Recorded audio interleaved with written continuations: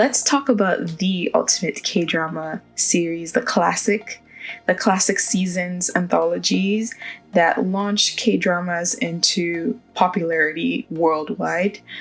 It's still being referenced today in K-dramas and even as suggestions for where you should start if you're looking for Korean dramas to watch. And I'm really excited that we can be talking about this today because these are dramas that I watched years ago when I was quite young, probably around 13 or 14. And I just want to go back to them and let you know which one of these were my fave, what I thought of them, and which ones I think are worth even just going back to revisit.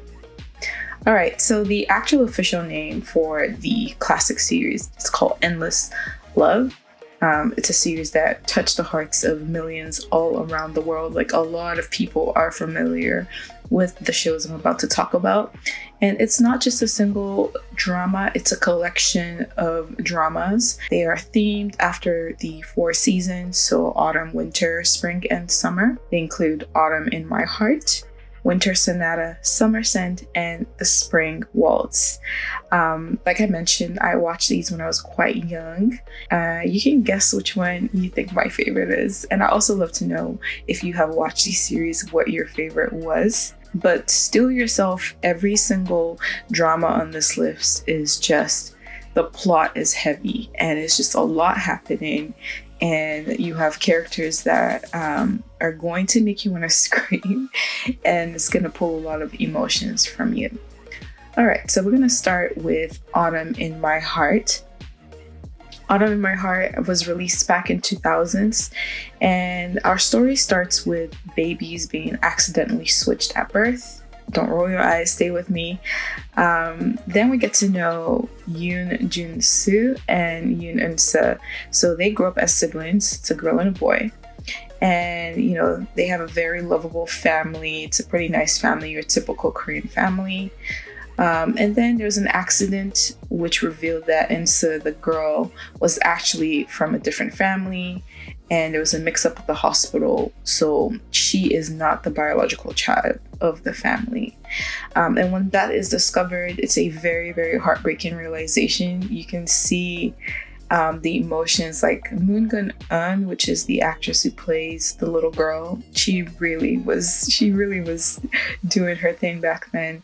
But it was portrayed with lots of emotions. But it ultimately ends up in Eun-seo choosing to return back to her real family. Her real family, her mother, is struggling, by the way, so it's not like peaches and roses like it was with the family she grew up with. But, you know, she didn't have much of a choice because you can't abandon your own mother, like, just because she's poor. So she ends up going back to her mother, and the other family, the family that she was raised with, take the other child, just a daughter that was switched, and they end up migrating to the States. So, you know, you get to see Eun-seo really go through it. She's having a really rough time. And then years after, Jin-seo, which is the brother that she grew up with, ends up returning to Korea, and they are reunited. Now they end up, you know, sort of developing feelings for each other. And that's where the angst lies, because obviously it's a bit of a taboo for them to kind of be with each other. So the story goes and it goes. Terminal illness is involved, and it does end in a very tragic note. Now, this is a very, very popular drama.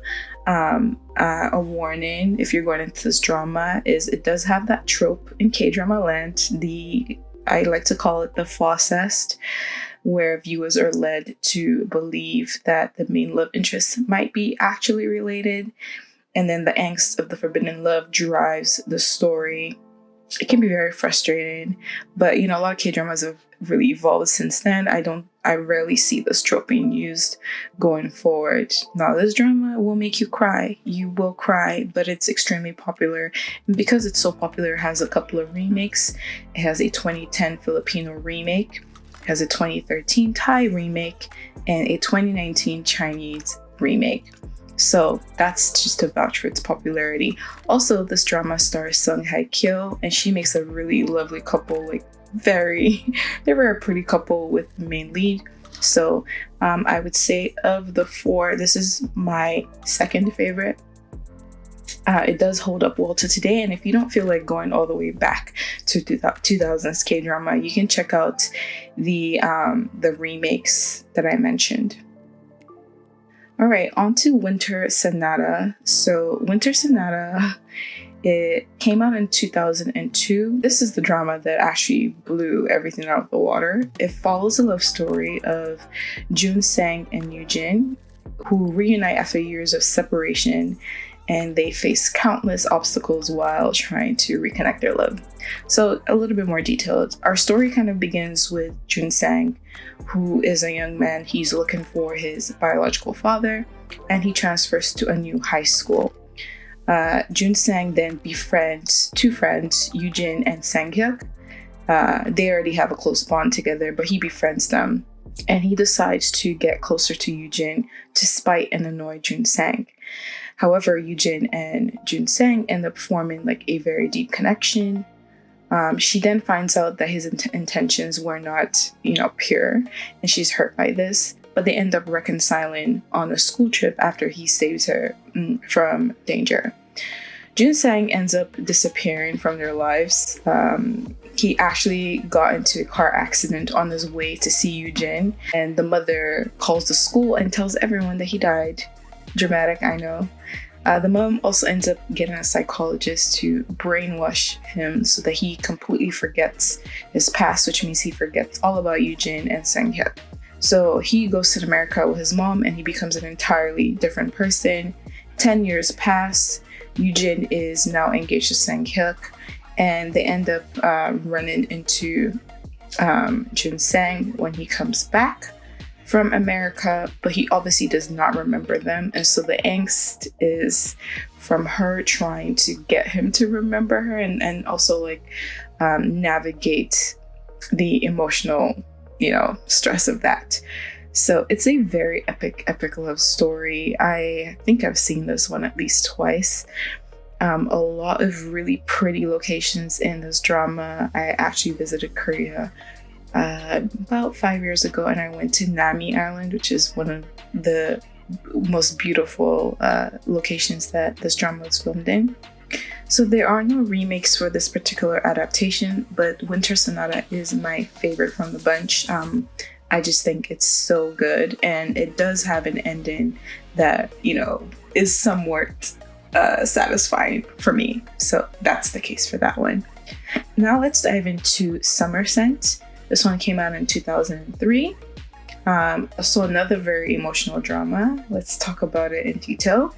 So this involves a character called Min-woo, who experiences a devastating tragedy when he loses his first love in a fatal accident.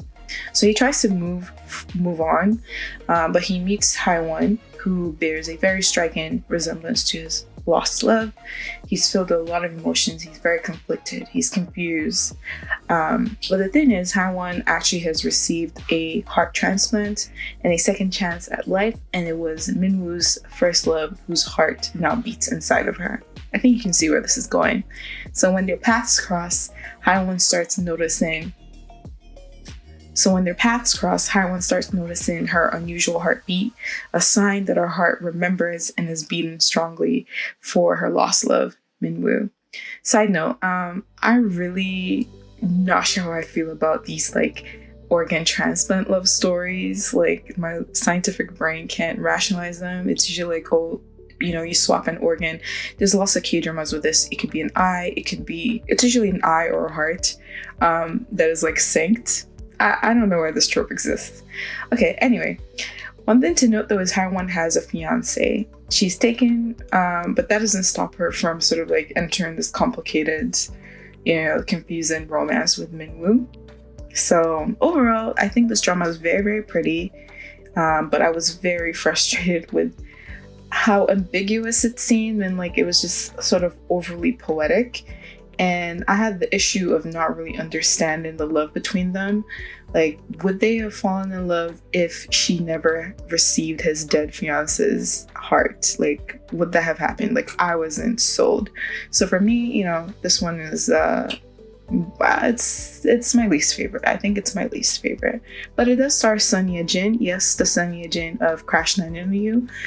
crash landed on you. So if you want to see her in her really early roles, this is the one to watch.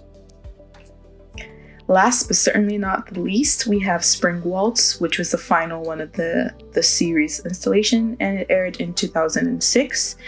So this one unfolds in the backdrop of a tragic past. It all begins when Lee Soo-ho's father escapes to a remote island to escape debt. He's a very trash father, so he basically abandons his son, Lee Soo-ho. So Lee Soo-ho ends up meeting a young girl named In-young, and she has a heart condition. He forms a bond with her and wants to help her. He also gets a chance to do so when a diplomat couple wants to adopt him to essentially replace their dead son. Yes, their dead son dies and they want to adopt a child to kind of replace that. So he kind of agrees to the arrangement on the condition that they pay for In-young's surgery. They do, and it's successful, but then they lie to him and tell him that she died. Yeah, evil. So that's how he ends up moving with the couple. He gets a new name. His name changes from Soo-ho to Jae-ha, and that's how he lives In-young. In-young survives, obviously, and years after, when she's traveling to Austria, she encounters Jae-ha, who used to be Soo-ho. He's now a talented pianist, and he's cold, but he looks suspiciously similar to Soo-ho. So the angst is real, guys. You know, he keeps obsessing over her because she reminds him of the childhood friend that he thinks is dead. And she, you know, has this natural inclination towards him. So as their love starts to blossom, the truth begins to unravel, and it's just heartache. So yeah, this one is also another emotional one. You will cry, you'll be frustrated. That's what the series does best. Pulls a lot of emotions out of the viewers. I think every single drama in this series does that really well. You will be frustrated, you will cry. So that's 4 of them. Now let's talk about the impact of the series. Like, these dramas not only captivated audiences in South Korea, but they gained immense popularity internationally. They paved the way for what, you know, we call the Hallyu wave, which is spreading Korean culture and setting the stage for a lot of K-drama lovers around the world. So they were so popular that there was many remakes. I mentioned For Autumn in My Heart, from China to Japan, Thailand to Philippines. I think the love stories that were told in these series really resonated with a lot of people. I particularly love this series because I thought it was very rich in the storytelling, and really admired how it was able to pull so much intense emotions out of viewers, and like a lot of viewers. It was truly an era-defining series. I think it might be a bit harder now for new viewers to appreciate, especially if they become very seasoned K-drama watchers, because things that are now cliches or would seem like cliches originated in this series. But you know, if you've been watching K-dramas for a while, you might not be able to look past that. Some aspects may seem overly contrived, cliched, or even dated. If you're ever in the mood to just be really emotional and cry buckets, I think this is definitely the series for you. It's definitely still worth checking out even today. And so that wraps up our journey into the iconic Endless Love series. It's definitely a series that has made a mark in K-drama land, and remember, even though the tropes and cliches may seem excessive now, these dramas were very groundbreaking at that time. So if you're up for something sentimental, tear-jerking, I think you should give the Endless Love series a try and get ready to be swept away by the emotions and immerse yourself in really rich storytelling.